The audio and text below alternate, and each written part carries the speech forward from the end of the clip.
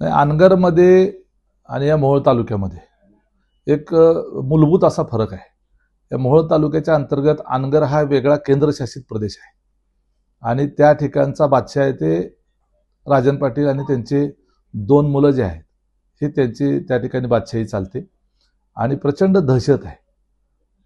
अर्ज भरायला सुद्धा कुणी येणार नाही अशा पद्धतीची व्यवस्था त्यांनी केलेली आहे। त्या अर्ज भरायच्या ठिकाणी कार्यालयाच्या बाहेर माणसं त्यांनी उभा केल्यात, बायका उभा केल्यात आणि विशेष करून आमचे दलित समाजातले बांधव जेणेकरून त्यांच्या माध्यमातून संबंधित अर्ज भरायला येणाऱ्यावर अॅट्रॉसिटी केस करता येईल, त्यांना मारहाण करता येईल अशी त्यांनी ती व्यवस्था करून ठेवली।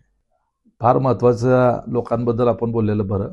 ते ज्या वेळेला लोकसभेची निवडणूक लागली त्यावेळेला एकदा आले, एक त्या ठिकाणी सभा घेतली आणि भारतीय जनता पार्टीला पाठिंबा देऊन गेले।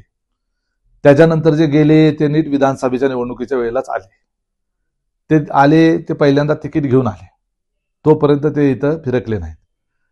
तिकीट नाकारलं गेलं, मग जे गेले ते आता या स्थानिक स्वराज्य संस्थांच्या निवडणुकीच्या आधीच आले आणि आता जे जातील ते पुढच्या लोकसभेलाच येतील। ठीक आहे, त्यामुळं अशा पद्धतीनं निवडणूक आल्यावरच उगवणाऱ्या लोकांच्या वक्तव्याच्या संदर्भानं फारसं गांभीर्याने घ्यायची गरज नाही। मी असेल, रमेश बारस्कर असतील, आमचे आमदार राजू खरे असतील, इथं आम्ही दिवस रात्र कामं करतोय, लोकांच्यात राहतोय, लोकांच्या मध्ये मिसळतोय, सुखदुःखात आहे आणि मुंबईमध्ये बसून यांनी आता आम्हाला इथं येऊन वक्तव्य करून तिथे शिकवायचं का?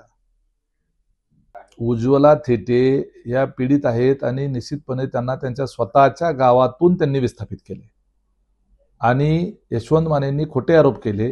ते खरे यशवंत मानेचे आरोप नाहीत, ते राजन पाटलांचे आरोप आहेत। यशवंत मानेंना फक्त बोलायला पुढे केलेलं आहे, ते कायम दुसऱ्याच्या खांद्यावर बंदूक ठेवतात आणि त्यांनी असे आरोप केले की उज्ज्वला थेटे यांना अनगर परिवारावर किंवा अनगरकर पाटलांवर आरोप करायला आम्ही आणि राजू खरे आमदार यांनी 50 लाख रुपयाची ऑफर दिली किंवा दिले असं केलं होतं।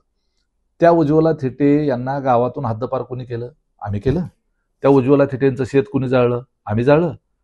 त्या उज्ज्वला थेटेंच्या घरावर दरोडा कोणी टाकला? आम्ही टाकला। त्यांनी तक्रार जी दिलेली आहे उज्ज्वला थेटेंनी पोलीस स्टेशनला, ती कोणाच्या विरोधात दिलेली आहे? अनगरकर पाटलांच्याच विरोधात दिलेली आहे। त्यामुळं त्यांच्या मुलाच्या वर अॅट्रॉसिटीची केस कोणी दाखल केली? आम्ही केली। त्या मुलाला शाळेतून, त्यांचीच असलेल्या शाळेतून कोणी काढून टाकलं? आम्ही काढलं। एवढा अन्याय अत्याचार केल्यानंतर त्या महिलेनं तुमच्यावर आरोप केले, तर आता तुम्ही उलट्या बोंबा मारताय की पैसे घेऊन आरोप केले। मग हे विधानसभा निवडणुकीच्या वेळेला महिनाभर त्या आरोप करत होत्या, त्याच्या आधी 1.5-2 वर्ष त्या उपोषण करत होत्या, त्यावेळेला का नाही म्हणले की यांना उपोषणाला यांनीच पैसे देऊन बसवलं म्हणून?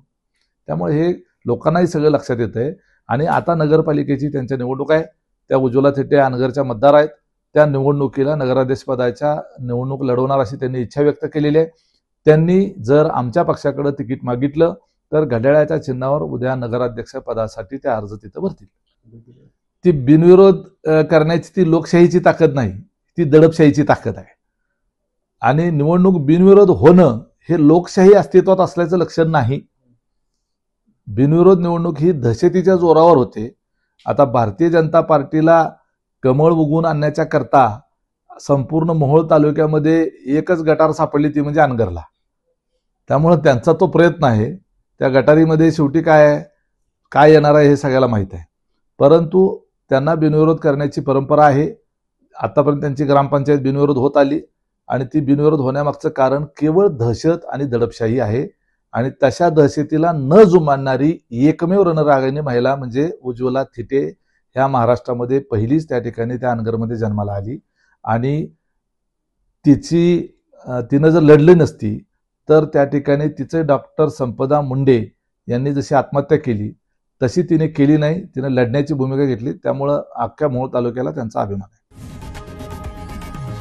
लोकशाही मराठी ऐका, पहा, जागरूक रहा।